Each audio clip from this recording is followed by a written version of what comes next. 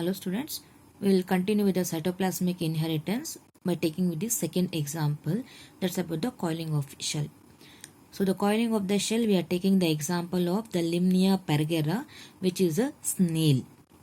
In the previous video, we have seen about what we mean by the word as a cytoplasmic inheritance and how the mother or the maternal influence is going to help for the inheritance character.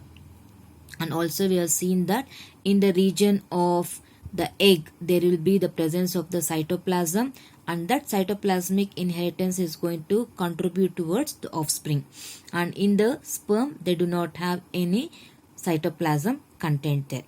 So in a zygote you are able to identify the cytoplasm of the egg or the ovum.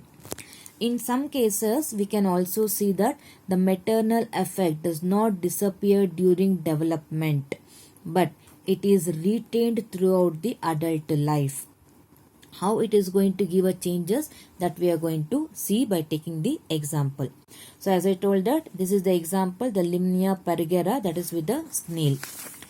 So here we are taking the coiling nature of the snail. There are two types of the coiling which is going to take place in a snail. One is called as the dextral, the other one is called as sinistral.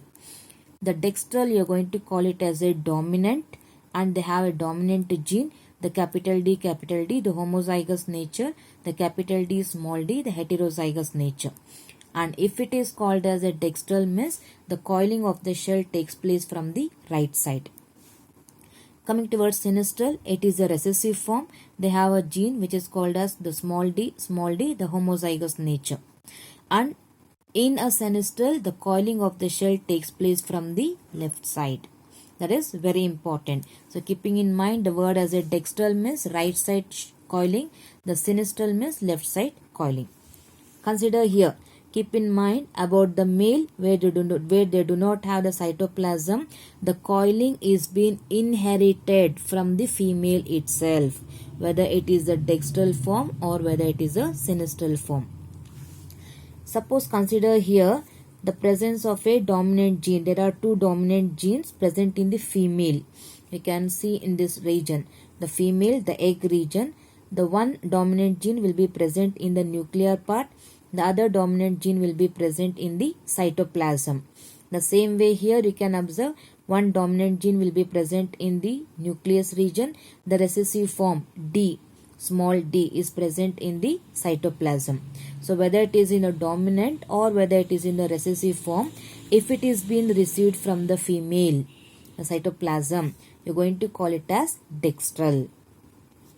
For the right side of the coiling, the dextral form, the important part is there will be a presence of a certain protein which is going to help for that. If it is a sinistral form, the recessive one, you can observe in the female again, there is no dominant gene at all. There is a recessive form, the lower case of the D in the nuclear region and also in the cytoplasm. There is no dominant region at all. So since there is no dominant gene, it is called as sinistral. So this is how it is going to occur. Now coming towards the crossing. So the dextral female means it is being considered as the right hand coiling, and sinistral male we are taking the left hand coiling. So these are with the genotypes, the capital D and the small d, the pure form. When you are going to cross these two in F1, you are going to get with the dextral. You can do the same thing, the F1 or F2, even by taking the Punnett square. When the capital D, small d, the dextral form is being selfed, we are taking one male, the capital D, small d, the other one as the female. When you are going to cross in entire region, you are going to dextral form. You have the capital D dextral, the capital D, small d dextral, the capital D, small d dextral, and the small d is also dextral, because one of this particular gene is being received from the mother, and the mother is going to determine, because she is a predetermined regions. So from the mother, since the cytoplasm is being received, the protein is being received there, it is going to give from the right side coiling. So this is being what called as the predetermined or the maternal effect.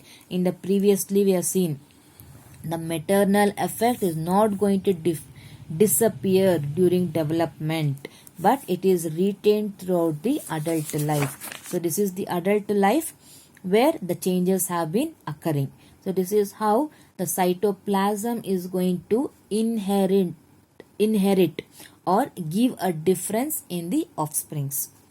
The same way you can take another example, the sinistral female with the dextral male. The sinistral female, the small d, and the dextral male, the capital D. In F1 it will be sinistral, when it is been self crossed. In F2 you are able to identify all the forms are again dextral, because one of the D it has been received from the female. When you continue with the next generation, the same small d appears, but it will be in the sinistral form, because this particular